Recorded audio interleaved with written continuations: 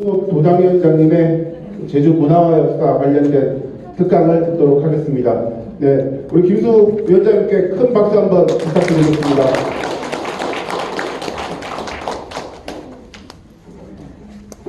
안녕하십니까.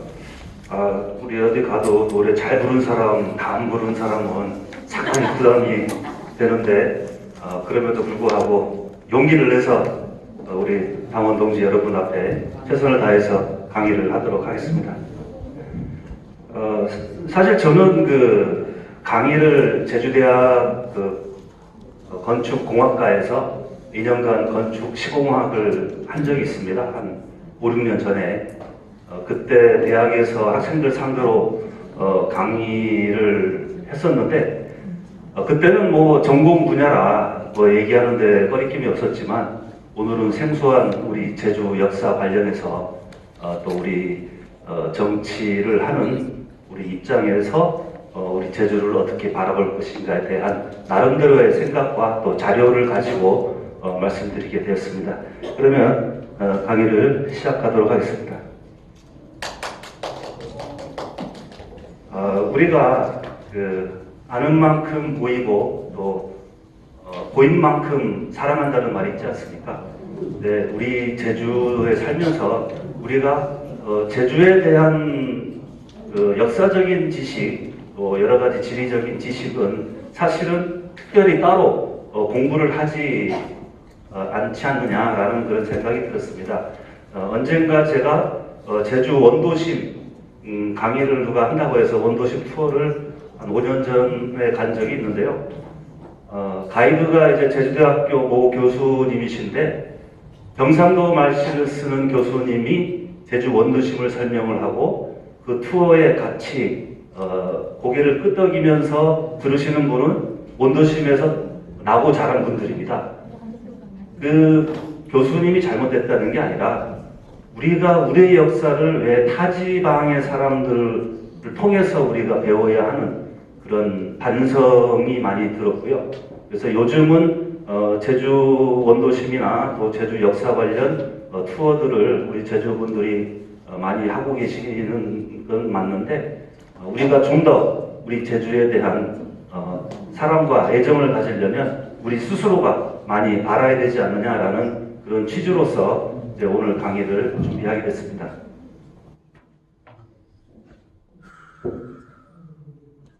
여러분 혹시 역사를 잊은 민족에는 미래를 없다라는 말을 많이 들어보셨죠?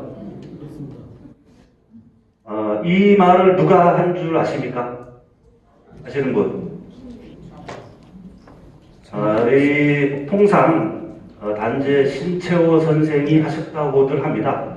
그렇게 신채호 선생님이 하셨다고 오해하게 된 배경에는 예전에 그 무한도전이라는 프로그램에서 거기에 이제 멘트로 이 워딩을 하고 그 다음에 단재 신채호 선생님이 하신 말씀이라고 자막이 나가는 바람에 우리 대한민국 국민이 잘못 알고 있는 역사를 잊은 민족에는 미래가 없다, 단재 신채호 뭐 이렇게 알고 있는데, 실은 누가 처음 한 말인지는 아직도 근거가 없습니다.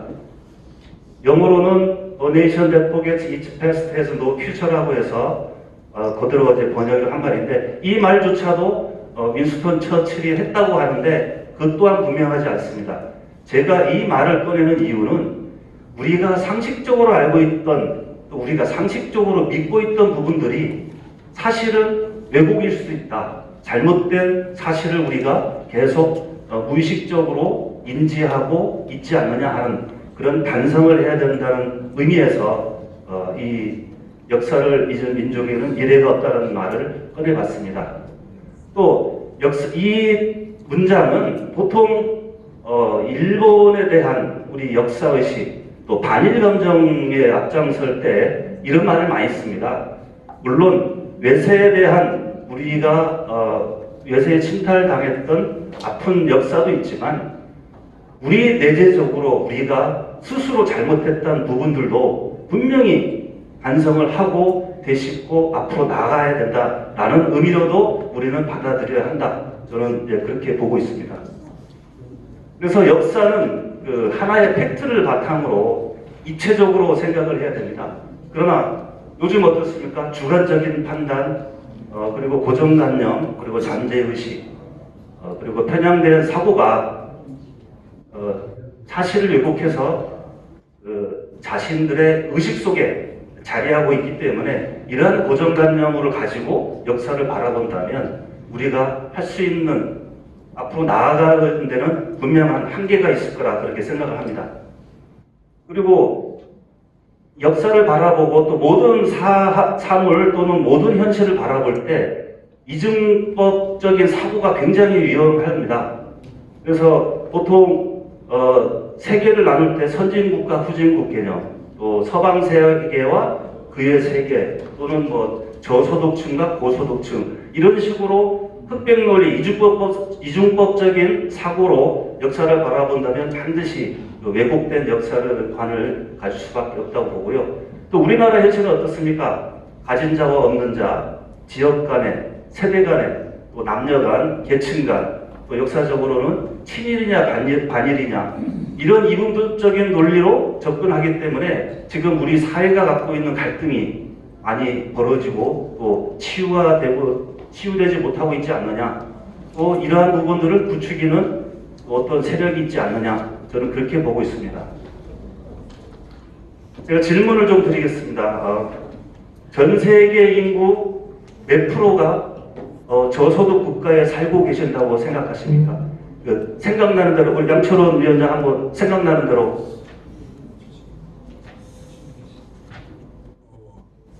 60% 이상은 60% 이상. 또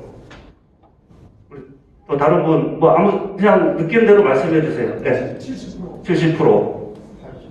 자, 80%. 예. 자, 여기서 여러분들이 막연하게 몇 프로의 인구가 전 세계적으로 저소득 국가에 사느냐라는 개념입니다. 그럼 질문 하나 더 하겠습니다. 그러면 저소득 국가의 기준은 뭐냐? 저소득 국가의 기준은 세계은행에서 기준이 약 하루에 3.1달러 이하로 소득이 있으면 저소득 국가로 분류를 합니다. 그 중에 북한이 끼어 있고요. 예멘이 들어가 있고 르완다가 있습니다. 10개국이 안 됩니다. 그럼 다시 묻겠습니다. 우리 세계적으로 저소득 국가에 사는 국민들, 인구수는 몇 프로 정도 될까요? 우리 양철원 위원장 다시 한번. 30%? 80%? 이게 이제 팩트풀리스라는 책에 나온 질문인데 실제로 전 세계 인구의 9%밖에 안 됩니다. 저소득 국가에 사는 사람들이. 그러나 우리 인식 속에는 막연하게 우리 전 세계적으로는 못 사는 사람들이 많을 거야 라는 그런 인식이 막연하게 잡혀 있습니다. 이게 완전히 왜곡된 거죠. 우리는 어떤 사실을 바라볼 때 충분한 객관적인 사실을 인지하고 살아야 된다. 그렇게 세상을 바라봐야 된다라는 의미에서 이런 질문을 드렸고요. 그다음 비슷한 질문으로 세계 모든 저소득 국가에서 초등학교를 나오는 여성의 비율은 몇 프로냐? 우리 오기선 위원님 한번 저소득 국가에 초등학교 나온 여성의 비율. 네? 반반. 네. 우리 여성위원장님 60%. 야, 우리 여성위원장님 역시 정답을 맞추셨습니다. 저소득 국가의 여성이라고 해서 초등학교 교육을 못 받을 거니 생각을 하는데 실제로 저소득 국가임에도 불구하고 초등학교를 나온 여성분들이 무려 60% 이상 비율이 됩니다. 그런데 우리는 막연하게 저소득 국가이기 때문에 교육 못 받았을 거야. 특히 여성이기 때문에 불평등한 그런 입장이 있어서 교육을 못 받는 게 당연할 거야. 이런 편견들이 마음속에 갖고 있습니다. 우리는 우리 역사를 바라볼 때, 우리의 사회 현상을 바라볼 때 그러한 마음속의 편견들을 과감히 떨쳐버리고 객관적으로 봐야 한다. 네, 그런 말씀을 드리고 싶고요. 5.18 당시에 광주 5.18 당시에 돌아가신 시민의 숫자 알고 계신 분? 우리가 5.18을 얘기해도 돌아가신 분에 대해서 그러면 그 당시 돌아가신 분이 몇 분이냐 할 때 아는 사람이 거의 없어요. 재고 10년 천여 1000명. 네, 그렇죠. 2,000명, 1,500명. 아까 거의 비슷하게 말씀하셨는데, 그 광주 5.18 기념재단에서 홈페이지의 공식적인 자료는 162분입니다. 우리는 그 기초 사실조차도 알려고 하지 않았습니다, 이제까지. 그리고 경찰분은 몇 분 돌아가셨을까요? 4분 돌아가셨습니다. 군인은 23분 돌아가셨습니다. 우리는 이러한 기초적인 사실도 알려고 하지 않은 상태에서 5.18에 대한 비판을 하거나 또는 5.18에 대한 민주화운동에 대한 어떤 긍정적인 반응을 보이고 있습니다. 우리는 현실을 정확히 알아야 됩니다. 그러니까 아까 그 5.18 관련 잠깐 우리 친구들이랑 한 2, 4년 전에 얘기할 적에 제가 이 팩트를 얘기했거든요. 좀 아주 좌편향되어 있는 친구인데 믿지 않습니다. 그래서 제가 핸드폰으로 네이버에서 자료를 찾아보고 보여줬습니다. 조작된 거랍니다. 어떻게 이 조작된 데이터를 자기가 믿을 수 있겠느냐? 저는 더 이상 그 친구랑 안 봅니다. 객관적인 데이터를 줘도 믿지 않습니다. 심각한 사고에 왜곡된 사고 방식을 갖고 있는 사람들은 자, 안중근과 동학, 전봉준과 대웅군. 자, 우리가 역사를 바라볼 때 우리 안중근 의사는 1909년도 하얼빈에서 이토 히로부미를 암살하고 우리 국민적 독립의 영웅인이 돼 있죠.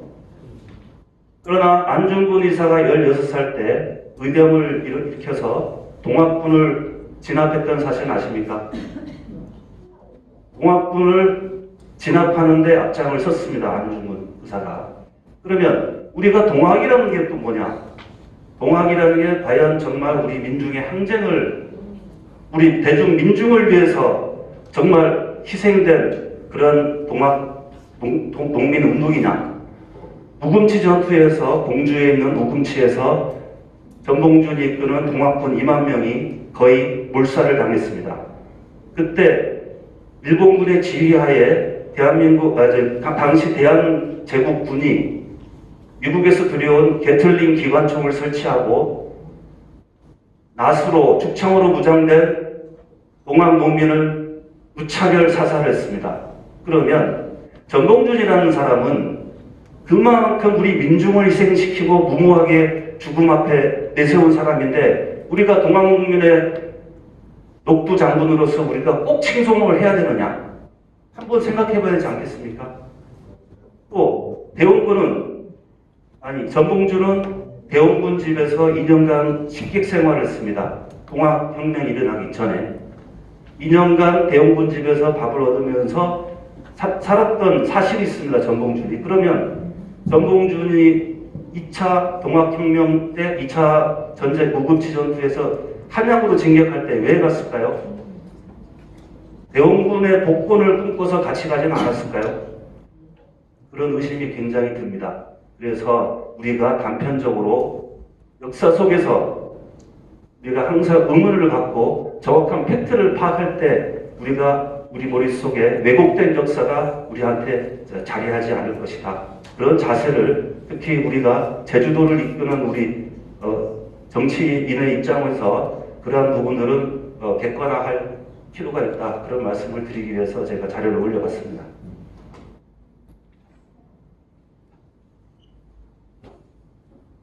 자, 우리가 4.3에 관련된 얘기, 또 연관해서 5.18 관련된 얘기를 많이 하는데 국가의 폭력에 의해서 아무리 국가에 반항하는 세력이어도 국가의 폭력에 의해서 국가가 이렇게 무자비하게 민중을 압살하고 학살하는 것은 옳지 않은 것은 우리도 다 공감하지 않습니까?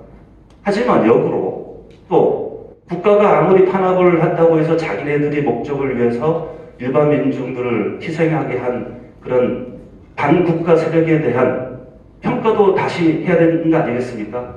우리가 4.3과 5.18을 바라보는 시각은 국가의 잘못은 우리가 인정을 했고 우리가 집권여당으로서 배보상 문제에 앞장서서 해결을 하듯이 그러한 문제를 일으킨 세력에 대한 분명한 역사적 평가는 우리가 내려야 된다라고 저는 생각을 합니다. 저의 의견과 좀 다른 생각을 가지신 분도 있겠지만 저는 이 역사에 관련된 부분, 이 문제는 우리가 그러한 관점에서 접근해야 되지 않느냐 그렇게 생각을 합니다. 역사 문제에 있어서 좌파들 선동선전의 패턴이 있습니다. 날짜를 특정해라, 최대한 구체적인 물증을 제시해라, 정확한 팩트와 거짓을 섞어서 대중이 흥분할 스토리를 만들어라. 제일 중요한 건 거짓이라도 거짓말을 해도 믿는 사람은 믿는다라는 확신을 가져랍니다. 자, 김희겸 그 청담동 술자리 생각나시죠? 말도 안 되는 거짓말이지만 믿는 사람은 믿습니다. 날짜를 특정했죠. 최대한 구체적인 물증을 제시했죠. 첼로 연주에다가 그 다음에 정확한 팩트와 거짓말을 섞어서 뭐 동백꽃 아가씨를 누가 불렀다는 등 그 거짓말 아마 여러분들은 안 믿었겠지만 대다수의 또 그쪽에 신봉하는 사람들은 지금도 거짓신을 판명이 됐음에도 불구하고 믿습니다. 이런 좌파들의 선전선동 전략을 우리는 정확히 간파를 해야 됩니다.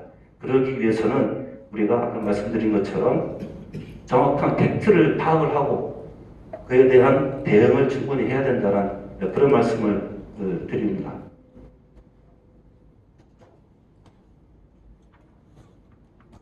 본 회퍼라는 젊은 목사가 있었습니다. 나치 독일에서 나치 히틀러에 대한 반대 운동을 하다가 수감되었던 사람인데 이 사람이 수감되면서 심각한 고민에 빠집니다. 우리 지성인의 나라 독일에서 왜 이런 일이 어처구니 없는 일이 벌어지고 있는가? 그런 부분에 대한 고민을 해서 나온 이론이 멍청이 이론입니다. 악은, 눈에 보이는 악은 한거해서 싸워서 물리칠 수 있지만 보이지 않는 이 대중들의 어리석음은 어쩔 수 없다. 우리 독일이 히틀러에 의해서, 히틀러 아시죠? 선거에 의해서 선출된 사람입니다. 독일의 선거에 의해서. 그 대중들의 어리석음으로 인해서 히틀러를 뽑게 됐고 히틀러의 선전선동에 의해서 집단적으로 그 어리석음이 전 세계를 곤궁에 빠뜨리게 되고 자국민의 희생을 가져오게 된 거 아니겠습니까? 이런 멍청함은 어떤 지능이나 지적 수준의 문제가 아니었습니다. 독일에 있어서는. 오히려 사교가 활발한 사람들이 더 이런 오류에 많이 빠지고 있더라. 이런 멍청이 이론은 지금 현재 우리나라에도 적용되고 있는 것 같습니다. 아까 말씀드린 선전선동에 의해서 또 어저께 재판 결과를 가지고 여러분들 많이 속상하시겠지만 그런 사람들을 존중하고 존경하고 하는 사람들이 우리 대한민국에는 굉장히 많다는 겁니다. 딱 이 이론에 들어맞는 것 같아서 여러분들한테 잠깐 소개를 했습니다. 그러면 이제 본론으로 우리 제주 역사에 관한 강의를 들어가도록 하겠습니다. 우리 제주도는 여러분 아시겠지만 약 180만 년 전에 화산 폭발에 의해서 제주도가 형성된다고 보통상 그렇게 얘기를 하는데요.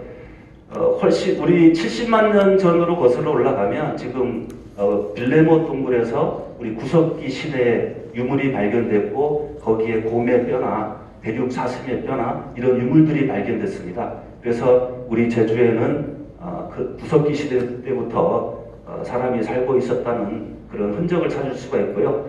그 다음에 신석기 시대에는 만년에서 BC 기원전 만년에서 약 1000년에서 5000년까지 이 기간을 우리가 신석기 시대라고 통상 나누고 있고요. 이 시기의 유적들은 그 용담동의 한천 주변에 약 10만 평 정도 일대에서 그런 유물들이 발견되고요. 그다음에 청동기 시대는 기원전 1000년에서부터 300년까지로 보시면 되겠습니다. 탐라국의 형성은 기원 후 약 200년 정도부터 추측이 되는데요. 이때도 사실은 역사적인 기록은 있지는 않지만 우리가 추측을 하고 있고 탐나국 시대는 이때 이후로부터 약 1105년까지를 탐나 시대라고 하는데 그 시기를 4개의 시기로 나눕니다. 그래서 탐나 상고 시대는 1105년 이전부터 4개로 나누는데 제1기는 전남 일대 마한과 교류한 기록이 있고, 자, 2기에서부터 3기, 4기는 2기는 고구려의 조공, 3기는 백제의 조공, 그 다음에 통일신라에 대한 조공, 그 다음에 마지막은 이제 고려의 번국으로서 소속됐던 그런 개념 정도만 알고 계시면 되겠고요.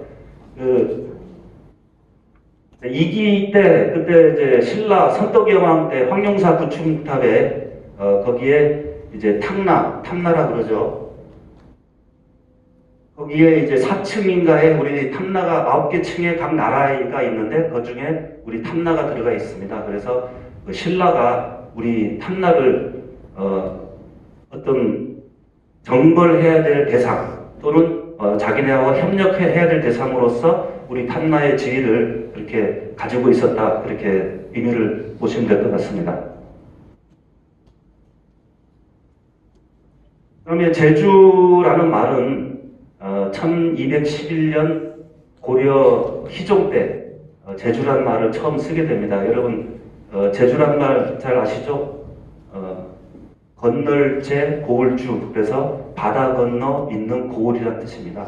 근데 1211년에 그 제주라고 명명이 되면서 지방관을 파견하고 그다음에 하는데, 이게 이제 몽고 삼별초가 이제 1270년에 진도에서 1271년에 제주도로 들어오게 됩니다. 그러다가 1203년 후에 1273년도에 그 토벌대에서 영옥연합군에 의해서 토벌이 되는데요. 그때 몽골에서 여러분이 잘 아시는 말 생산 기지로서의 탐나 총관부를 둡니다. 그때 탐나 총관부를 두면서 제주란 말이 잠시 없어집니다. 탐나로 말이 용어가 복속이 됐다가 다시 1294년 약 20년 후에 제주라는 명칭을 다시 되찾긴 하지만 실질적으로는 그 원나라의 지배하에 우리 제주도가 있게 되는 거죠. 근데 여러분 잘 아시는 이 목포에 나는 우리가 이제 원나라가 제주를 점령하면서 말 생산 기지로 하면서 많을 때는 한 1,700여 명 그 목포를 제주도로 보냈습니다. 그 당시 우리가 제주도 인구가 추측하는데 한 2만에서 2만 5천 명 정도 되는데 목포만 1,700명, 젊은 남자 1,700명이 왔다는 것은 우리 제주 사회가 거의 그들과 혈연적으로 동화되지 않았느냐, 그런 상상을 해볼 수가 있고요. 목포의 난이 왜 일어났느냐? 명나라가 원 말기 명나라가 건국이 되면서 명나라에서 조선에다가 말 2,000피를 조공을 하라고 요구를 합니다. 그래서 그 고려 말기 조정에서는 제주도에다가 말을 2,000피를 바쳐라 하는데, 제주의 목포들은 그 뿌리가 원나라이기 때문에 자기네 칸이 지시해서 말을 생산했는데 이거를 적국인 명나라에 보낼 수가 없다. 그래서 반항을 한 끝에 토벌 당한 게 이제 목포의 난인데, 그때는 최영 장군이 제주 인구만큼의 군대를 보내왔습니다. 22,000여 명. 그래서 목포들이 약 3,000명이 처음에는 첫 전투에는 이겼는데 두 번째 전투에서부터 지기 시작해서 그 결전을 했던 장소가 지금 세벨로름 일대가 전부 다 피로 물들었다라는 기록이 있습니다. 그렇게 해서 나중에 범선까지 쫓겨가서 최종적으로 목포의 난이 평정이 되는데, 이런 관점에서 볼 때도 최영 장군은 우리 어릴 때부터 훌륭한 위인으로 배웠지만 우리 제주인의 관점에서 보면 우리 제주인을 살육한 중앙 세력이 아니냐, 우리가 중앙에서 보는 관점의 역사랑 이 땅에 살아가는 우리가 보는 역사와는 다를 수밖에 없지 않느냐라는 그런 씁쓸함을 남기게 합니다.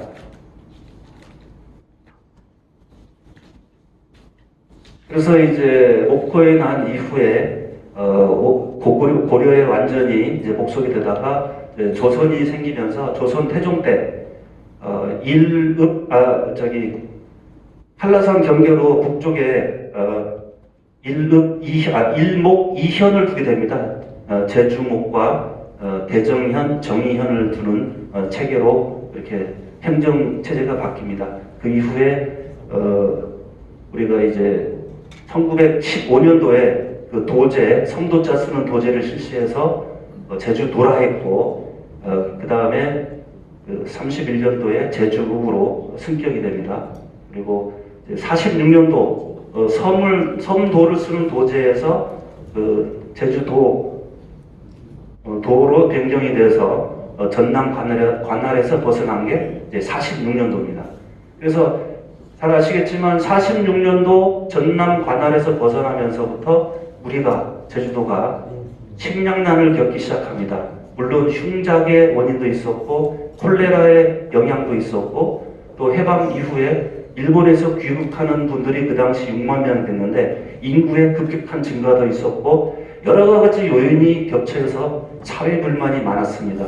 미군정에 대한 불만, 또 어떤 공출에 대한 문제, 또 일본 경찰을 그대로 고용을 해서 감정적으로 이런 반일 감정의 그런 대두고 이런 부분들을 사회적 혼란을 틈터서 싹을 튼 게 제주도의 남로당 세력이다. 그 결과로 우리가 잘 아는 그 사건이 벌어졌죠. 자, 이거는 이제 외국에서 바라본 제주의 지도입니다. 지금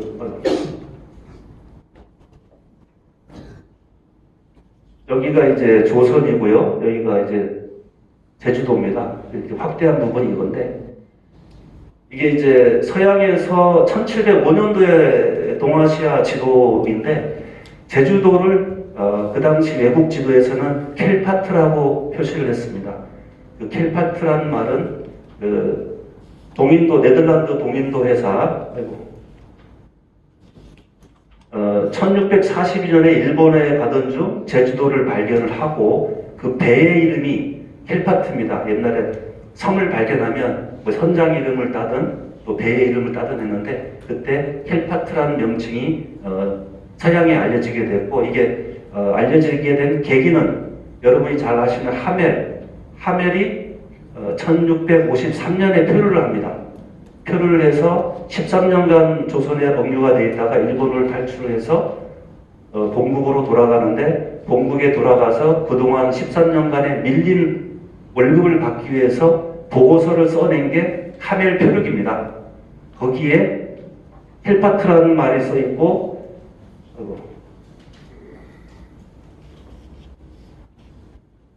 자세히 보시면 모간이라는 말이 있습니다. 모간. 우리가 제주목, 우리 옛날 성안이라고 했죠. 성안. 같은 의미로 모간이라고 했습니다. 모간. 그래서 이걸 유추해 볼 때 하멜이 어디 살았었냐면 기록에 의하면 광해군이 유배되었던 그 적거지에 하멜 일행이 최초에 수용이 됐었답니다. 그럼 이 내용을 봤을 때 하멜이 처음에 어디에서 있겠느냐? 모간, 성 안에 억류되었다는 걸 우리가 짐작을 할 수가 있겠죠. 그래서 외국의 지도에는 이렇게 제주를 모간이라고 이렇게 선명히 표시하기도 했고 또 켈파트와 그 다음에 폭마라고 밑에 적혀 있는 것처럼 중국에 선교사로 왔던 마르틴이라는 사람이 무슨 연유 있는지 제주를 폭마 또는 풍마라고 기록한 이후에 제주도를 외국에서는 켈파트 또는 폭마라고 그렇게 지도에 기록을 하게 되었습니다. 좀 빨리 나갈게요. 자, 이게 제주 읍의 구조입니다. 이게 1914년도 일제가 우리 제주도를 전체를 측량을 하면서 각 그 용도별로 그렇게 해놓은 거를 또 색깔별로 다시 연구자들이 이제 해놓은 건데, 이 붉은색으로 되어 있는 부분이 제주 성이 있던 자리입니다. 그리고 이게 서문, 이쪽이 남문, 여기가 남수가, 이쪽이 동문이 되겠습니다. 그리고 여기가 이제 관덕정이고요. 옛날 제주읍에는 6과원이 있었습니다. 과수원이 6개. 이렇게 해서 지금 이 노란색으로 표시되어 있는 부분이 6과원이고요. 여기가 이제 오연단이 있는데, 오연단 앞에도 과원이 하나 있었습니다. 그래서 우리가 영주십경 귤림 풍악을 귤림 뭐죠? 귤림 만추? 귤림 추세, 죄송합니다. 여기가 귤림 서원이라는 데가 있었기 때문에 그 앞에 있는 이 귤림의 모습을 보고 우리가 귤림 추세 영주십경 안에 넣지 않았느냐, 그렇게 유추를 해볼 수가 있고요. 그 다음에 여기가 이제 그 산지천이죠. 산지천. 그래서 여기가 수문이 남수구가 있었고, 여기가 북수구가 있었고요. 그 다음에 여기가 관덕정의 목가나, 이거를 이제 상아라고 했습니다. 그 다음에 여기는 이아라고 했습니다. 그래서 여기는 제주 판관, 즉 제주시장이 살던 곳이고, 여기는 제주도지사가 살던 곳이라고 생각하면 됩니다. 그래서 제주 목관하는 제주 목사가 근무하던 데고, 제주 목사는 제주 조선시대에 약 286명이 오셨습니다. 근데 이제 제주 목사 중에 제주인은 한 명도 없었습니다. 왜냐? 그 당시 상필제라고 해서 그 지역 사람을 그 지역에 수령으로 보내지 않았어요. 그래서 다 육지에서 와서 제주를 다스렸고, 다만 제주 판관의 경우에는 드물게 제주도 분들이 계셨고요. 그래서 상피제로 인한 오히려 우리는 제주도는 피해를 봤다. 왜? 선량한 목사보다는 탐관오리가 많았거든요. 그래서 우리는 굉장히 많은 피해를 봤다, 이렇게 생각하시면 될 거고요. 그리고 이제 여담으로 요 부분은 여기 자세히 보면 요 부분이 이제 도살장입니다. 그래서 이게 이제 연관이 있는지 없는지 모르겠는데 동문시장 아니거든요. 여기에 이제 정육점이 밀집해 있습니다. 이제 역사적으로 어떻게 되는지 모르겠는데, 그래서 지금 이 길이 지금의 칠성로가 되고 있고요. 그다음에 이 길이 지금의 동문시장 길이 되겠습니다. 이 부분은 이제 현재 매립된 상태와 예전의 지형을 비교하는 거고요. 옛날에 이렇게 뾰족 튀어나오는 거는 졸라코즈라 그래서 옛날 사진 보면 이렇게 산지천이 이렇게 휘어돌아서 나가게 되는데, 일제가 이걸 여기를 메꿔버렸죠. 그래서 지금의 지형이 나오게 되는 겁니다. 제주 읍성을 보시게 되면, 자, 이렇게 점선으로 지금 3도리가 이제 구성되어 있고요. 그 다음에 1도리와 2도리가 옛날 길을 사이에 두고 구분이 되어 있고요. 그 다음에 건림리가 보이죠? 그래서 이 건림리 앞에 요 길, 지금 제주성을 보게 되면 이 성이 있고 성 바깥으로 또 길이 있습니다. 이게 이제 우리 조선의 성을 구축하는데 해자를 만들지 않습니까? 해자. 그래서 성 밖에 제주도에는 해자에 물을 끌어들일 수 없으니까 뭐 탱자나무라든가 이런 가시나무 같은 거를 설치를 해서 성을 수성하는 데로 했고, 수성하기 위해서 또 해자를 관리하기 위한 길이 지금 계속 쭉 남아 있습니다. 지금도 남아 있습니다, 현재. 그래서 이런 지금은 이 성은 허물어서 도로로 남아 있죠. 그다음에 그 밖에 보면 이런 해자를 관리하던 길이 아직도 남아 있습니다. 그리고 이 점선으로 되어 있는 부분이 여러분들이 잘 아시는 해집골입니다. 그래서 해집골의 어원이 저는 해자길에서 나오지 않느냐, 이렇게 추측을 하고 있습니다. 그리고 이 해자길에 이 부분이 여러분이 잘 아시는 우진해장국이 여기 위치하고 있죠. 그래서 이런 내용을 알고 제주 원도심을 다니다 보면 여러분들이 또 아는 만큼 보이게 되는 그런 제주를 알게 되는 그런 계기가 될 것으로 보고 있습니다.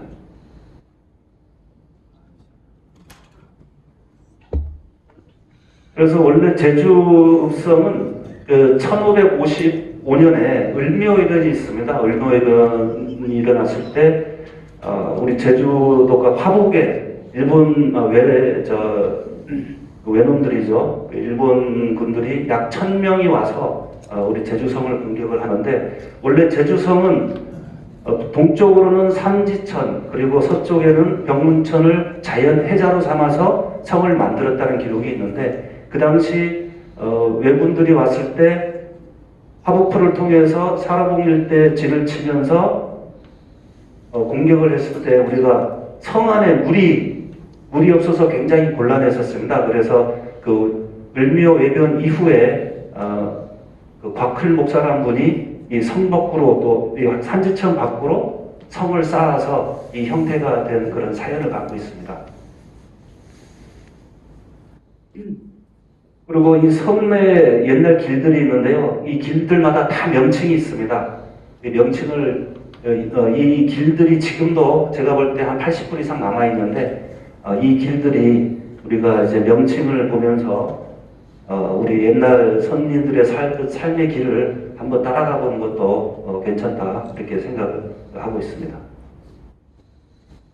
자, 관덕정입니다. 여러분, 관덕정에 대해서 우리 제주의 가장 오래된 건축물이고, 그 다음에 관덕정은 뭐 모르시는 분이 없겠죠. 그러나 이 관덕정이라는 부분이 우리 제주의 중심 공간으로서, 중심 건물로서 자리매김을 하고 있는데요. 이 관덕정이라는 말의 관덕은 그 중국의 예기에서 나오는 말입니다. 그래서 사자소의 관성덕야라는 말이 있는데, 활을 쏜다는 것은 덕을 보는 것과 같다라는 뜻입니다. 그래서 앞에 글자만 써서 관덕이라고 해서 관덕정이라고 지었는데, 세종 때 지었죠. 그래서 관덕정은 활을 쏘는 전국의 모든 활터에 관덕정이 있었습니다. 그러나 현존하는 옛날 건물은 제주의 관덕정이 유일합니다. 그래서 이 관덕정은 어떤 활쏘기의 시험장 또는 훈련장으로서의 시작을 했고, 그 이후에 세종 때는 이 정도 규모는 아니었겠죠. 8차량가의 중수를 통해서 지금의 관덕정이 되었고, 안에 들어가 보면 뭐 탐나 형성이라든가 호남 제일정이라든가 이런 편액들이 들어가 있고, 좌우에는 벽화가 있는데, 벽화가 적벽대첩도라든가 뭐 상산사호 등등 뭐 수렵도라든가 8가지 그림이 있습니다. 근데 그 그림이 이제 2000년대 초반에 그 관덕정을 중수하면서 그 그림 원본이 없어졌습니다. 지금 있는 거는 다시 그려 넣은 건데, 그래서 원본의 행방을 금년 5월에야 KBS 찾아냈습니다. 그 원본이 지금 돌문화공원 수장고에 있다는 것이 확인됐습니다. 네, 이런 부분을 볼 때 우리가 우리 제주의 고유의 문화재를 관리하는 이런 관심들이 너무 없지 않느냐. 비교적 최근에 있는 일임에도 불구하고 그 행방도 모르고 이런 부분들에서 우리가 많은 관심을 기울여야겠다라는 그런 생각을 해봅니다. 1902년도에 관덕정 사진입니다. 나라가 망해가니까 건물도 따라가는 것 같습니다. 우리 국군이 다한 대한제국의 모습을 보는 것 같죠. 한쪽은 지붕을 허물어져 가가지고, 이건 이제 활주라고 그럽니다. 지붕을 맞추는 걸 활주라 그러는데, 마치 지팡이 짚고 서 있는 우리나라의 모습을, 그 당시의 모습을 보는 것 같고요. 1942년도 관덕정 사진입니다. 46년도 처마가 작죠. 예전보다. 일제가 보수를 하면서 약 60cm가량을 자르고 보수를 했습니다. 지금은 다시 복원을 했는데, 일제 편의에 의해서 처마를 자르다 보니까 굉장히 좀 뭔가 비율이 안 맞는 그런 건물로 보이죠. 관덕정은 여러분이 아시다시피 굉장한 우리 제주의 역사의 공간입니다. 지금 이게 이제 1900년대 초반에 관덕정의 모습이고요. 밑에는 이재수의 난, 여러분 잘 아시는 1901년도에 이재수의 난 때 이재수의 민군에 의해서 채용된 기독교인들의 시신을 수습하는 장면입니다. 이때 기독교인이 아니고 천주교인들이죠.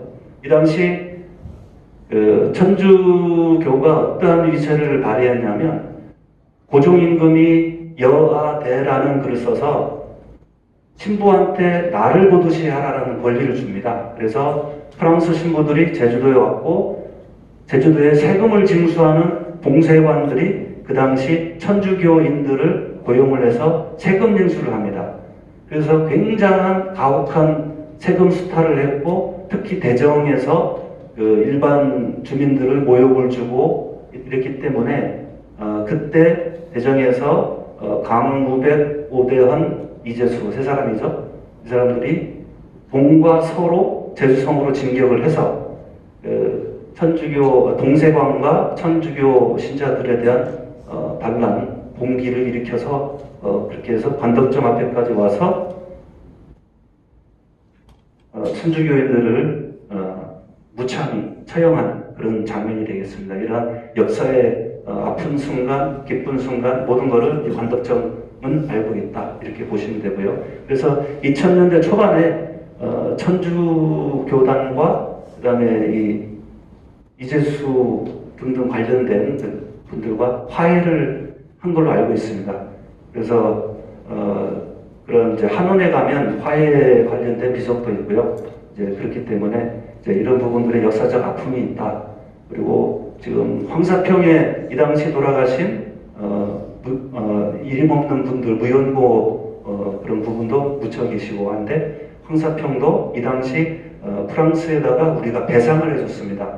금전적인 배상, 그 다음에 토지로 배상을 할 때 지금의 황사평 땅도 당시 천주교단에 기증을 한 걸로 배상 차원에서 그런 역사적인 배경이 있는 겁니다. 그 다음에 제주성에는 동문, 서문, 남문이 있었습니다. 전통적으로 우리나라의 성은 북문은 잘 안 뒀습니다. 이제 T자로 해서 구조가 동문이 있고 서문이 있고 남문. 제주성도 마찬가지 동문, 서문, 남문이 있는데 지금 이게 이제 남문의 형태고요. 예전에 있던. 그 다음에 이게 이제 서문의 형태입니다. 서문은 예전에 백후루라고 그랬고 남문은 정문루라고 했습니다. 그리고 이제 동문의 사진은 안타깝게도 자료가 없고요. 그래서 우리가 이제 성 하나를 지을 때도 옛날 분들은 의미를 두었습니다. 우리가 한양에 도읍을 지을 때 우리가 알고 있는 동대문, 서대문, 남대문인데 북대문은 없지 않습니까? 근데 이제 성문의 이름 지을 때 한양의 경우에는 인, 의, 예, 지, 신 해서 인간의 도리를 나타내는 5가지 오상이라고 해가지고 그 이름을 붙여서 성을 만들었습니다. 그래서 우리가 동대문은 흥인지문이 되지 않습니까? 남대문은 숭예문, 그 다음에 서대문은 본의문, 인이 예가 나왔죠. 지는 한양도성 북쪽에 홍지문이라고 있습니다. 조그맣게. 그 옆에 숙정문이라고 조금 크게 만들었는데 북쪽에 음기가 성으로 들어온다 해서 그 옆에 조그맣게 사람만 통행할 수 있도록 홍지문이 있습니다. 그래서 인이, 예, 지가 다 들어갔죠. 사대문 안에. 신은 뭐냐? 보신각. 여러분 보신각 타종할 때. 그래서 서울도성에 인이, 예, 지, 신이 다 들어가 있는 겁니다. 그런 하나 의미를 두는데 우리가 제주성도 어떤 이 백호루라는 이런 부분들이 그런 옛날에 그런 의미를 두고 지었지 않느냐 그렇게 생각을 하고 있고요.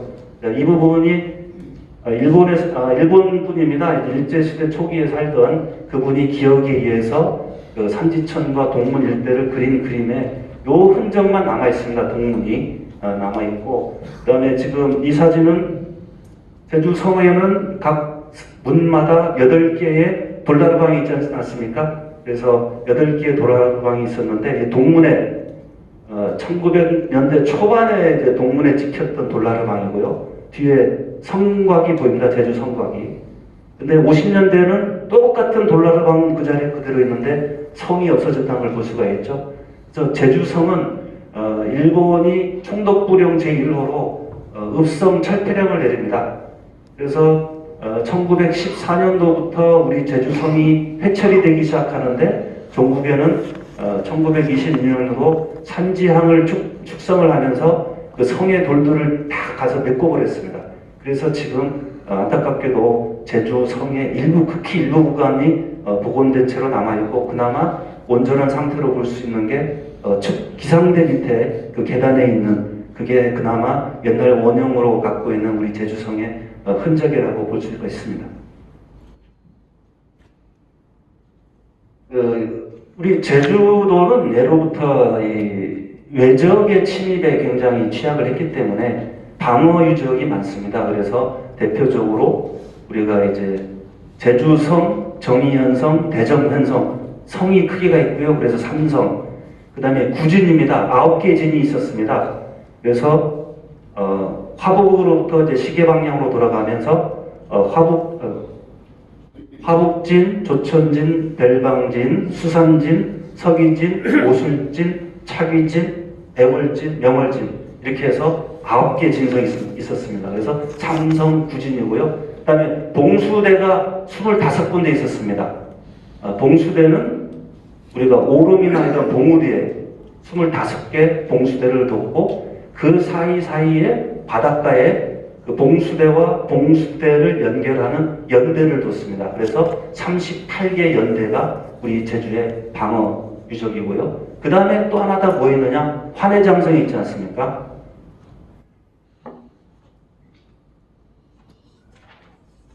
아까 우리 제주읍성은 제가 설명드렸고요. 이제 정의현성입니다. 예전과 다르게 굉장히 이제 고급스럽게 복원을 해놨는데요. 이게 탐나 술력도에 나온 이제 그 당시 정의현성의 구조입니다. 정의현성은 태조 때, 지금 여러분 성산포에 가면 고성이라고 있죠? 고성에 실제로 그 성이 남아 있습니다. 제가 직접 가봤는데요. 그 성에서 7년 만에 이쪽 정의현으로 오게 됩니다. 이게 이제 지금 성읍민속마을로 되어 있죠. 정의현성이 그 당시 이제 진살이라고 하는 동네로 고성이 옮겨왔다는 기록이 있는데, 그때부터 이제 정의현성이 정의현의 중심 공간으로서 되어 있고요. 이건 대정현성의 모습입니다. 그래서 지금 대정현성은 전체적인 사진, 이게 또 이제 복원된 대정현성의 일부 구간인데, 이 사진을 굳이 넣은 거는 이게 여러분 무슨 꽃인지 아시죠? 수선화입니다. 수선화. 대정읍에 여러분이 아시다시피 추사 김정희 선생이 1840년대에 유배를 하셨지 않습니까? 제주도 와서 깜짝 놀랐답니다. 추사 김정희가 청자병에 이 수선화를 꽂아서 정약용 선생한테 선물할 정도로 추사 김정희는 이 수선화를 너무 좋아했고 또 너무나 귀했던 꽃입니다. 이게 따뜻한 지방에서만 사니까. 김정희가 중국에 아버지 따라와서 중국에 갔을 때, 그때 이 귀한 수선화 꽃을 보고 뿌리를 가져다가 키우고 했을 정도로 굉장히 귀한 꽃이었는데, 제주도에서 뭡니까? 물만홍을 해가지고 다 베어버리고 말한테 먹이고 짓밟아버리고, 그러니까 추사 김정희가 와서 얼마나 황당하겠습니까? 자기가 그렇게 귀하게 여겼던 꽃이 여기서는 아주 천대를 받아서.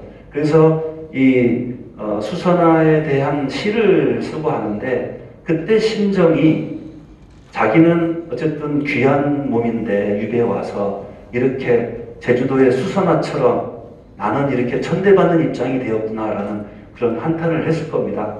그렇게 해서 이제 수선화와 얽힌 그런 얘기를 잠깐 소개를 하고요. 그 다음에 이 수선화는 굉장히 많은 종류가 있습니다. 그런데 우리가 이제 금잔옥대라고 해서 우리가 아는 약간 잔받침 그런 우리가 흔히 알고 있는 그런 금잔옥대 수선화가 있는데 추사 김정희가 좋아했던 꽃은 금잔옥대가 아니라 우리 토종 수선화입니다. 그래서 꽃이 약간 다르게 생겼는데 그 부분은 여러분이 상식적으로 이제 알아두면 좋겠습니다.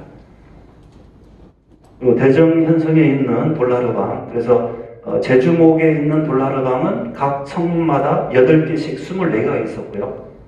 대정현과 정현에는 문 앞에 4개씩 해서 각각 12개씩 볼라르방이 있었습니다. 근데 각 읍성마다 볼라르방의 크기나 형태는 다들 조금씩 다른 건 잘 아시겠죠.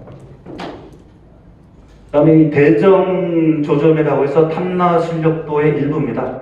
탐나술력도에 대해서는 이제 좀 이따가 일부 설명을 드릴 텐데, 지금 보시면 이게 이제 지금 대정 쪽에 단산, 이제 단산이죠. 그래서 옛날에는 파군산이라고 그랬습니다. 그래서 지금 애월에도 파군봉이 있죠. 여기도 파군봉 같은 이름인데 있고, 지금 이제 이 대정의 옛날 대정 현성의 모습을 그나마 유추해 볼 수 있는 그런 탐나술력도의 대정 조점이 되겠습니다. 탐나술력도는 좀 이따 다시 설명드리겠습니다. 지금 요 부분은 이제 한라장촉이라고 해서 탐나술력도의 제일 첫 장에 있는 제주도 지도입니다. 그래서 제주도만 별도로 그린 지도는 이게 제일 처음입니다. 그래서 1702년에 이영상 목사가 화궁 김남길로 하여금 만든 화책인데 이건 좀 이따 설명드릴 거고요. 그래서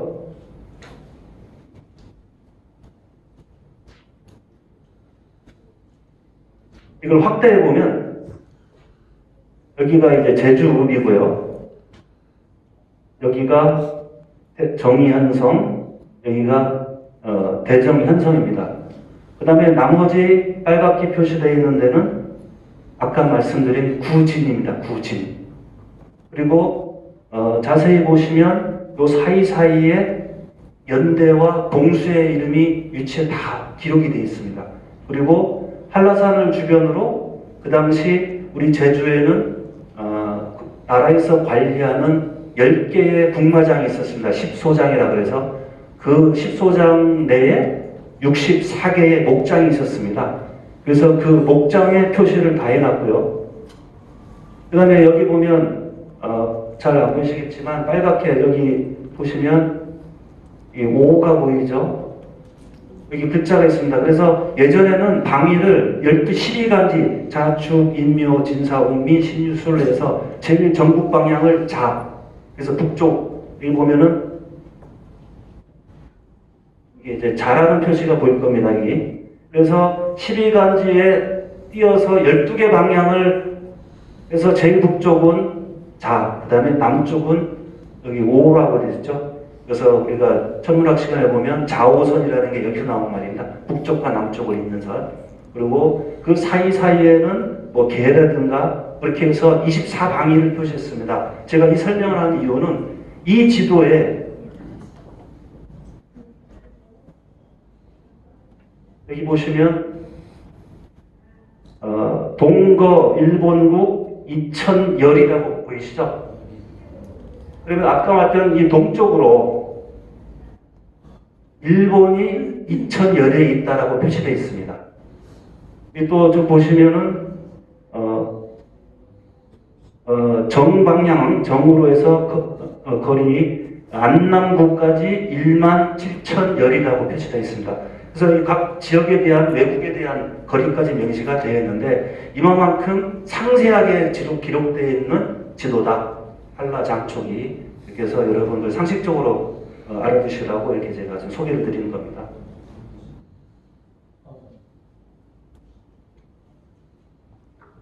아까 25봉수 이렇게 되어 있고 38년대 연대에는 별장 6명과 봉군 12명이 상시 3교대로 근무를 했다고 합니다.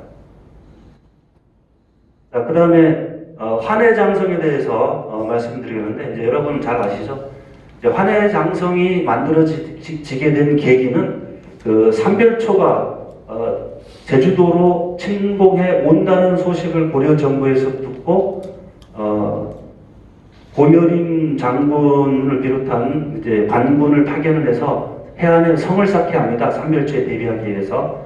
그래서 여기 신동부계지 승남이라는데 이제 신증동부계지 승남입니다. 이제 잘못 적었는데 어쨌든 신증동부계지 승남에 보면 해안가를 따라서 고장성이 있다라는 기록이 있습니다. 그래서 거기에 이제 삼별초에 대비하기 위해서 고여림 장군이 군인 1000여 명을 동원해서 성을 쌓았다라는 기록이 있거든요. 그래서 조선시대에도 이 환해장성은 오래된 장성이다라고 이제 그렇게 표기를 했고 갖고 왔습니다. 그래서 이제 김석익이란 분의 탐락이년 1918년도에 환해장성이라는 말을 처음으로 씁니다. 그래서 그 이후에 우리가 이제 환해장성 하고 있는 거고요.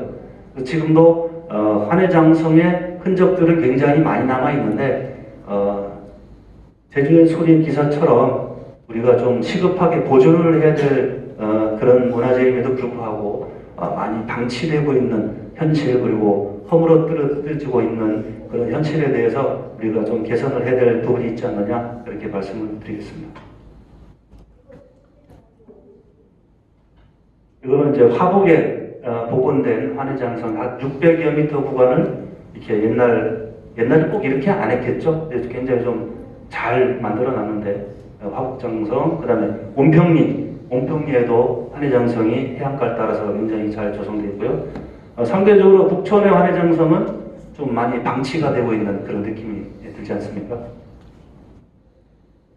그 다음에 이제 오현단입니다. 오현단. 오현단은 충암김정, 목사김정하고 다릅니다. 충암김정은 유배되어 온 분이고, 김정 목사는 이제 삼천서당이라든가 이렇게 제주에 많은 업적을 남기신 또 똑같은 동명이인의 목사가 계십니다. 그 다음에 귀암 송인수. 이 송인수 이분은 실제로 목사로 부임돼서 왔는지 아닌지 기록도 불분명합니다. 근데 한 석 달간 있다가 지병을 핑계로 이제 도망갔다고 하는데, 어쨌든 귀암 송인수, 그 다음에 청은 김상은 여러분 아시죠? 이제 인조 때 청나라가 침공했을 때 이제 주전론을 펼쳤던 분이죠. 끝까지 싸우자. 그래서 삼전도의 불력 이후에 이제 그 청나라에 끌려가서 이제 감옥 생활도 하고 했던 분입니다. 이분이 1601년도에 이제 제주도에 오게 되는데, 이제 안무사 또는 안무어사라고 해서 이 변방에 병고가 생겼을 때 지역민들을 수습하고 위로하는 그런 역할을 하는 게 이제 안무사의 역할인데, 안무사로 왔었습니다, 그분이. 그래서 오셔가지고 이제 가면서 그 남한박물인가요? 책을 썼습니다. 제주도에 관련된 그런 책도 쓰셨던 분이고, 그 다음에 동계정원, 그 다음에 우암 송시열. 그래서 1682년 숙종 때 오현단이 원래 귤림서원으로 명명됐다가 나중에 송시열 이분이 나중에 제 5번째로 취향돼서 이제 오현단이라고 해서 제주의 유림들이 1800년대 말에 1871년도에 1892년이구나, 이때 세운 게 이제 오현단이라고 그렇게 알고 계시면 됩니다. 그래서 보면 증주병립이라고 가보시면 써 있는데, 이 말은 그 우암 송시열의 서울집, 서울집 성균관 옆에 서울의 집인 벽에 써 있던 글을 탁군해 와가지고 여기다가 다시 새긴 글이랍니다. 그래서 증자와 주자가 벽처럼 서 있는 것처럼 봐라. 그래서 늘 증자, 주자가 옆에 서 있는 것처럼 여기고 학문의 정진해라는 뜻에서 증주병립이라는 걸 썼고요. 그 다음에 이쪽에 5개의 조두석이 있습니다.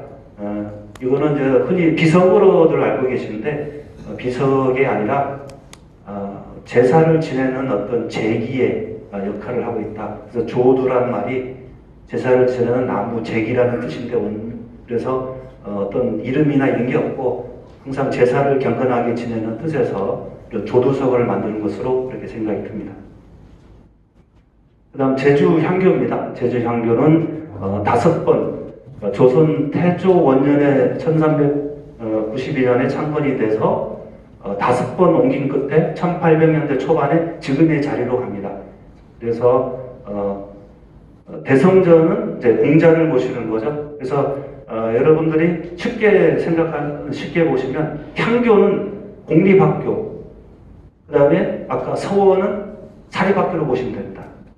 그래서 서원, 아까 귤림서원이 서원 철폐령에서 철폐됐다고 했죠. 그게 왜 그랬냐면 이 대원군이 집권을 할 때 이 서원에 특히 이제 사액서원이라고 해서 왕이 직접 이름을 지어준 서원을 사액서원이라 하지 않습니까?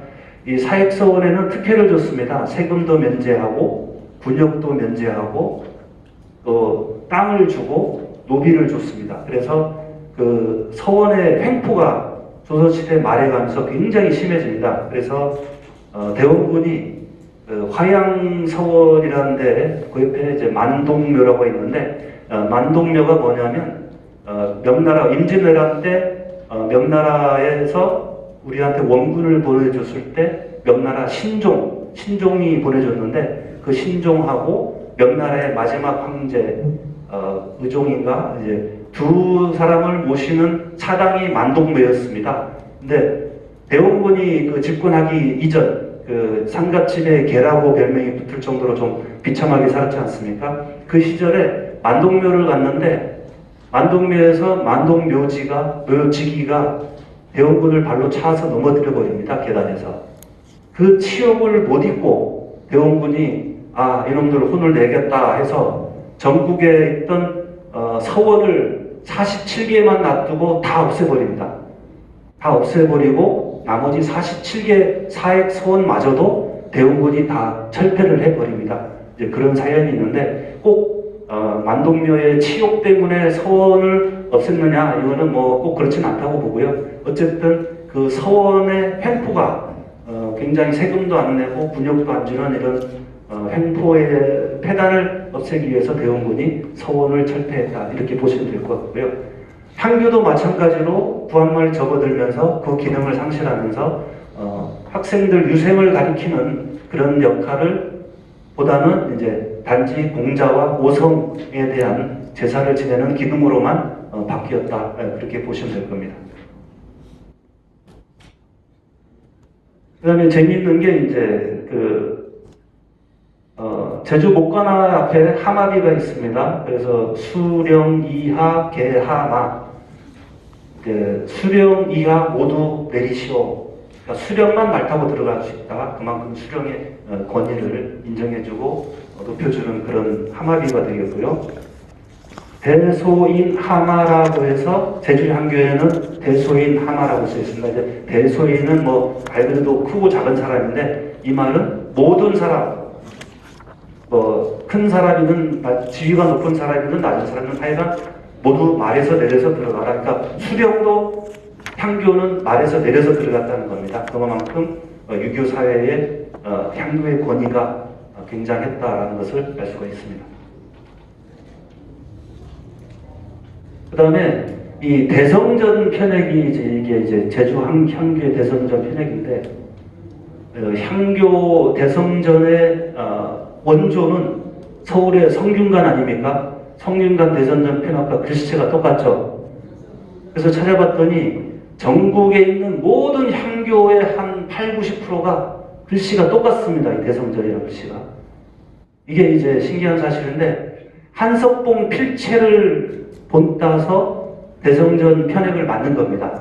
직접 성균관 가서 탁보를 또왔든지 아니면 똑같이 이제 사본을 어떻게 만들어서 그래서 각 향교마다 재밌는 사실은 우리 대성전 현판은 우리 한석봉 선생이 쓰신 현판이야라고 자랑들 합니다. 그래서 우리도 자랑할 수 있습니다. 근데 제주향교, 대정향교, 정의향교 다 똑같습니다. 글씨체가. 다 한석봉 글씨체라는 거. 이거 상식으로 재미로 좀 알아두시면 되겠습니다. 자, 탐나 순력도에 대해서 말씀드리겠습니다. 이게 순력이라는 말은 요즘 말로 하면 이제 순찰로 보시면 될 겁니다. 순찰.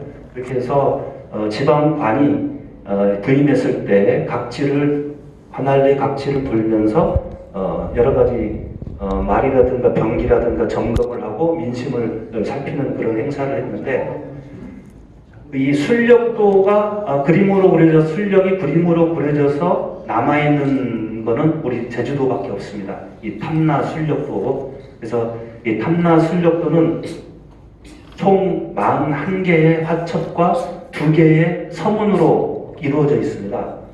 그래서 구성은 제목이 있고 그림이 있고 밑에 설명이 있습니다. 그래서 설명이 없는 2장이 있습니다. 병당범주, 그러니까 용도함에서 배를 띄워놓는 모습하고, 그 다음에 호연금사라고 해서 나중에 이영상 목사가 육주로 간 다음에 그려보낸 그림 2개만 설명이 없고 나머지는 다 이렇게 설명이 되어 있습니다. 이렇게 해서 제주에 부임해서 자기가 순서대로 일어난 일을 그림으로 남겨놨는데, 그 당시 화공 김남길이라는 분한테 맡겨서 그림을 그리게 됐고요. 그 다음에 이 화첩을 만들게 된 계기가 재미있습니다. 교례 대력이라고 해서 교례에서 사냥을 하는 그 멋진 장관을 그때 유배에 와 있던 오시복이라는 노인한테 자랑을 합니다. 이렇게 해서 그랬더니 그 오시복이라는 노인이, 그렇다면 이런 니만 재밌는 거 보지 말고 기록으로 그림으로 남기면 어떠냐 제안을 해서, 그거 좋아서 화공 김남길로 하여금 이제 그림을 그리게 했는데, 그림 출력하는 그림이 28개, 그 다음에 평상시 제주 사회라든가 제주 양로라든가 이렇게 평상시 일어난 일에 대한 그런 그림이 11개, 그 다음에 그러면 39개죠. 그 다음에 아까 육주로 떠날 때 그랬던 그림 호연금서, 그 다음에 처음에 있었던 한라장촉 지도, 그렇게 해서 41개, 그 다음에 그에 관련된 서문 2페이지 해가지고 총 43첩으로 이루어졌다라고 보시면 됩니다. 그래서 그 서문의 내용을 보면 그 당시 이제 제주의 상황을 알 수가 있는데, 그때 이제 세골의 남녀가 43,515명이다라고 기록되어 있습니다. 그래서 그 당시 인구, 제주도 인구가 43,500명 정도 되는구나 라고 우리가 알 수가 있고요. 그 다음에 국마가 9,372마리가 있었다, 그 당시에. 그래서 그때 당시는 국가에서 관리하는 국마가 있고 또 민간에서 관리하는 사둔마가 있었습니다. 그래서 사둔마는 아마 이게 포함이 안 된 상태고, 그래서 이때가 이때 그 기록에 의하면 전국에 이 당시 말이 전체가 약 2만 3천 마리 정도가 이제 사육되고 있었는데, 그 중에 12,000여 마리가 제주에서 키우고 있었습니다. 그래서 전국의 말의 50% 이상을 그 당시 제주도에서 생산을 하고 공마를 마쳤다라는 그런 게 되겠습니다. 그래서 이 건포배은은 이제 건이포라고 해서 지금 이제 산지포죠. 그걸 건포라고 했는데, 건포에서 임금님께 은혜에 대해서 이제 큰 절을 한다라는 건포배은이 뜻인데요. 지금 여기 보면 불타고 있는 모습들이 그려져 있죠. 이게 뭐냐 하면, 이형상 목사는 효령대군, 세종대왕의 둘째 형이죠. 효령대군의 10대 손입니다. 그래서 자기는 어떤 왕족으로서의 자부심이 굉장한 분인데, 이분이 유교적 교화를 제주도에서 하려고 신당과 절을 불태웁니다. 그래서 여기 기록에 보시면 신당 129곳, 또 절 5곳을 불태웠다라고 여기 써 있습니다. 그래서 음습을 타파한다는 명목하에 유교적 교화를 위해서 그 당시 우리 제주도는 절 500, 당 500이라고 해서 무속신앙이 굉장히 발달되어 있지 않았습니까? 그런데 이제 유교적 교리로 우리 제주도에 음습을 타파한다는 의미로 이렇게 당과 절을 불태웁니다. 이것도 중앙의 역사가 아닌 우리 지방의 역사의 관점으로 보면 굉장히 피해가 심했겠죠. 근데 그만큼 유교적인 자기는 향리로서 유교적인 가치를 전파했다고 하고 그다음에 왕한테 큰 절을 은혜를 갚는 은혜를 생각하는 절을 올린 그런 장면입니다. 그래서 이 장면 뒤에는 우리 제주 전통 문화의 희생이 있었다. 요즘 시각으로 보면 그런 사실을 알 수가 있죠. 그다음에 감귤봉진입니다. 이거는 이제 안덕정 앞에서 이제 귤을 바치기 위해서 점검하고 포장하는 그런 장면을 그렸는데 이 내용 이 밑에를 자세히 보시면 당금귤 678개, 감자는 이제 홍귤이랍니다. 이제 귤의 종류인데 25,842개, 금귤 900개 이렇게 낱개 단위까지 다 돼 있었습니다. 이 말은 무슨 말일까요? 그만큼 이 귤이 귀했다는 반증이지만 또 하나는 뭐냐면 귤을 진상하기 위해서 그 당시 우리 제주도민이 개수 하나까지 관리하기 위해서 얼마나 힘들었겠냐 이런 것을 우리가 알 수가 있겠죠. 그래서 감귤 봉진 말고 귤림 풍악이라는 또 그림이 있는데 거기 보면 우리 제주의 재래종 귤 12가지가 다 나옵니다.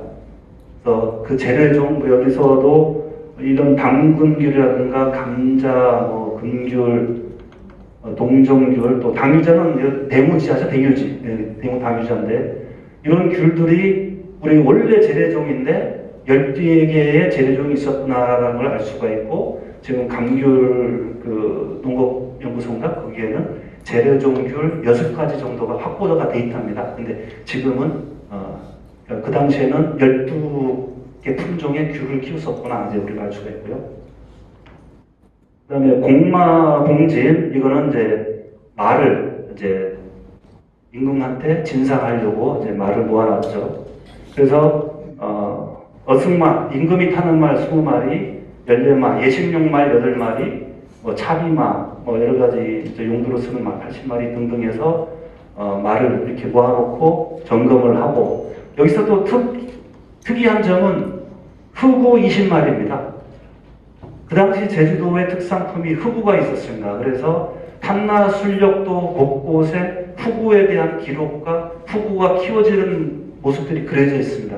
이게 우리가 2000년대 들어와서 흑우를 복원해가지고 요즘은 식당도 흑우 파는 식당도 좀 생기긴 했지만 그 당시 우리 제주에는 흑우를 키웠다. 제주 특산품이다. 그리고 이 흑우가 일본으로 건너가서 지금의 파우, 즉 와규가 되었다는 설이 있거든요. 품종 개량을 통해서. 그래서 그만큼 그 당시 우리 제주에 전통적으로 흑우를 키웠다는 게 이 탐나 술력도를 보면 이제 알 수가 있는 사실입니다. 그다음에 이 병담범주 이게 좀 확대해서 한 부분인데 지금 이게 이제 목사 일행이 이게 용연이죠, 용연에서 배 타고 놀고 있고 그 옆에는 우리 해녀 장녀라고 그러죠 옛날에 5명이 이제 물질을 하고 있습니다.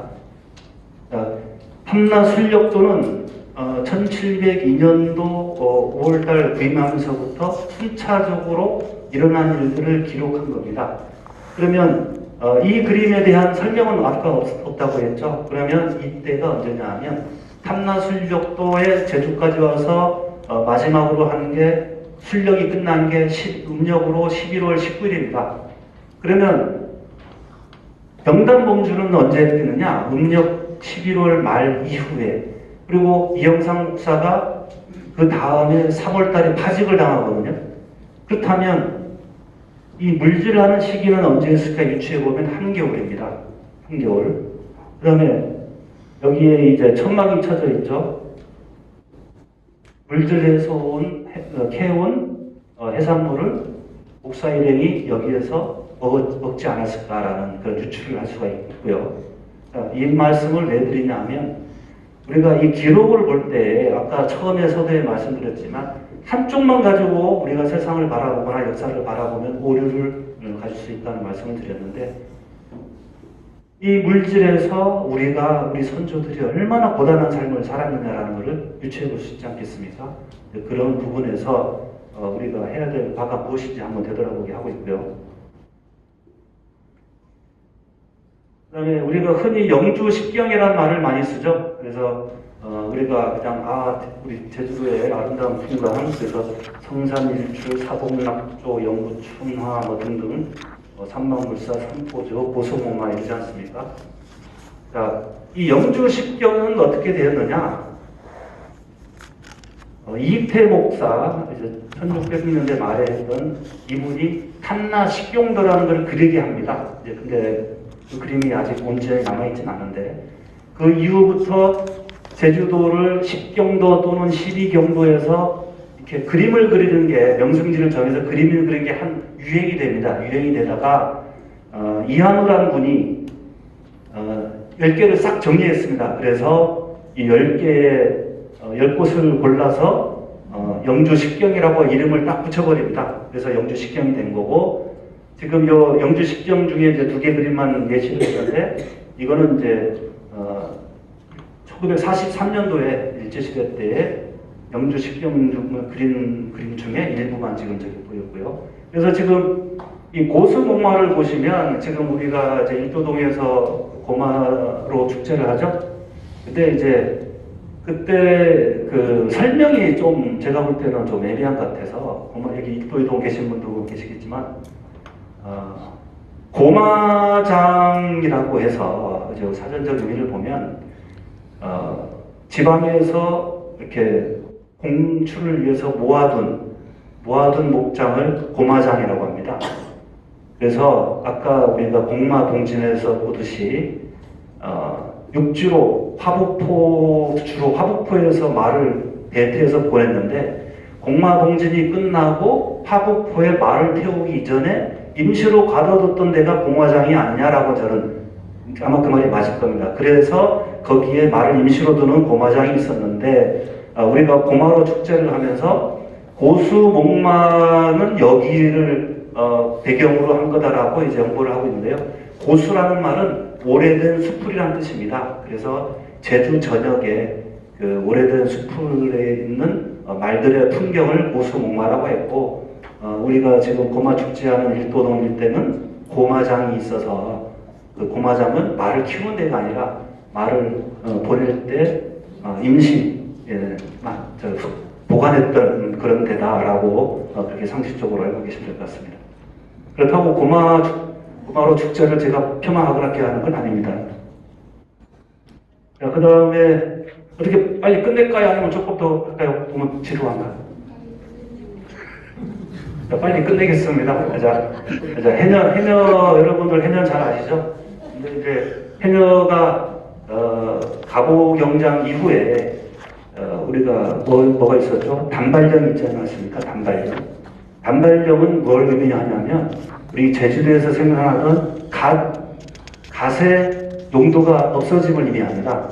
그래서 우리 제주 해녀들이 부업으로 갓 만들기를 했었는데 갓의 수용처가 없어지다 보니까 더 궁핍해지고 그다음에 일본에서 잠수기선이 와가지고 해산물을 싹쓸이가고 하니까 물건이 없었던 겁니다. 그래서 그 어려운 시절에 해녀 선조들은 심지어는 블라디보스토크까지 갑니다. 물질하러. 어떻게 갔느냐?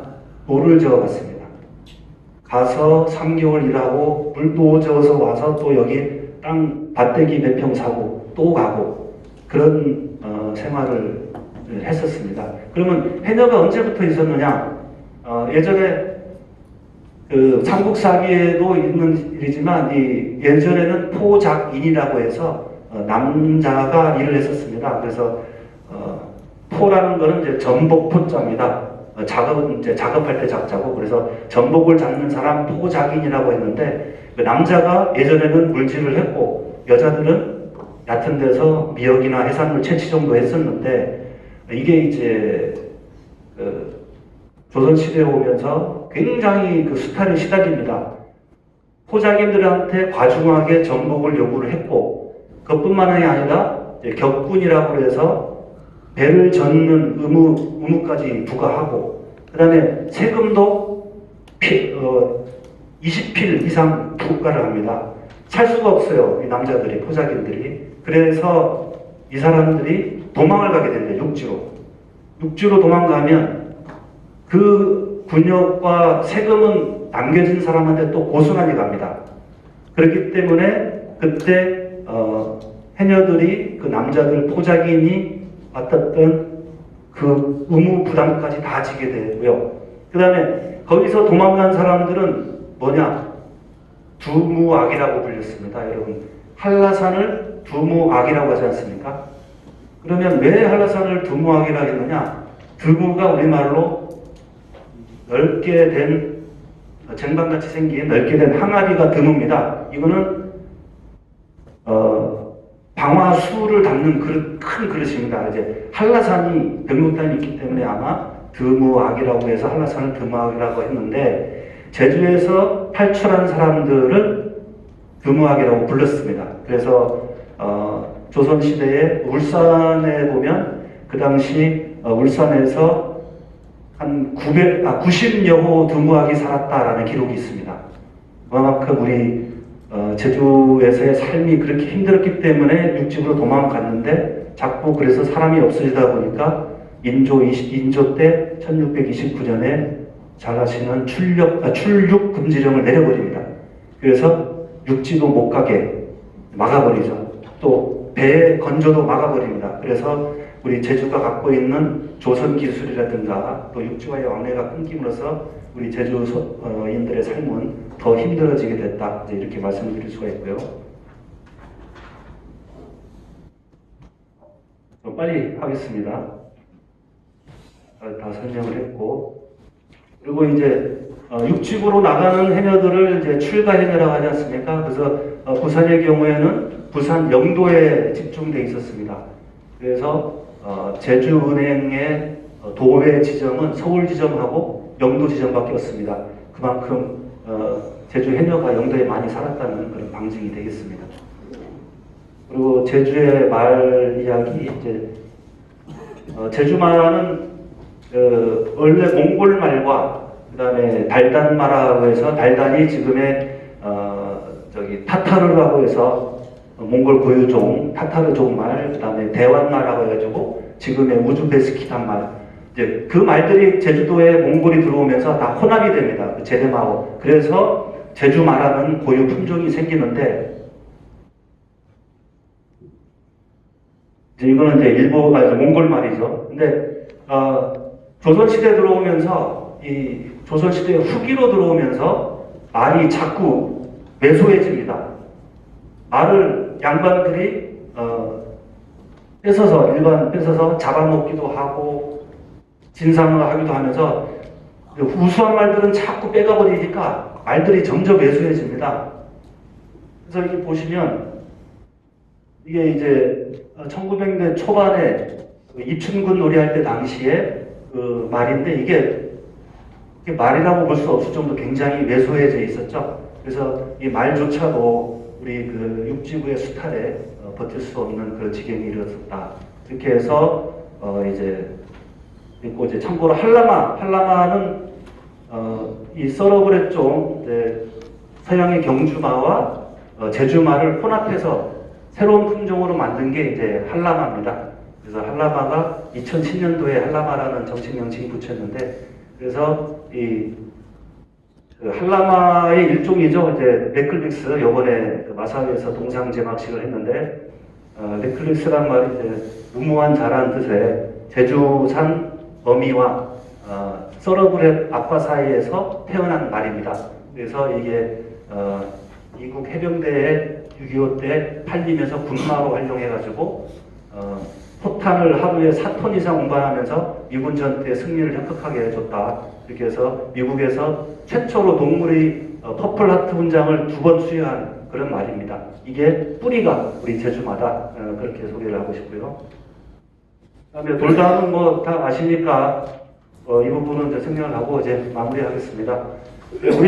제가 이렇게 두서없이 말씀드린 거는 우리가 오늘 여기가 이 자리가 정치 대학이다 보니까 우리 제주인의 삶의 관점에서 바라볼 때 우리가 힘이 없으면 우리 일반 민중이 힘들고 우리 삶이 빡빡해집니다. 우리는 이제 앞으로 선출직에 나와 오실 분도 있고 또 여기 계신 분들은 정치에 관심 있는 분들인데 우리 힘이 없을 때 우리는 더 뭉쳐야 되고 보다 유연하게 이거는 제주도는 어차피 변방이고 섬이라는 인식이 육지 사람들한테 박혀 있습니다. 아직도. 그렇기 때문에 우리가 제주 지역의 정치 지도자로서는 보다 유연하게 우리의 단결심을 이끌어내고 우리가 제주도를 더 사랑하면서 보다 유연하게 우리가 대처를 할 때 우리 제주만의 고유한 제주 정치 지도를 그릴 수 있고 우리가 원하는 바 우리가 도민을 위할 수 있는 역할을 충분히 할 수 있지 않느냐 그렇게 생각을 합니다. 여기까지 마무리하겠습니다. 네, 열정적으로 강의해 주신 김수 위원장님께 다시 한번 큰 박수 부탁드리겠습니다. 오늘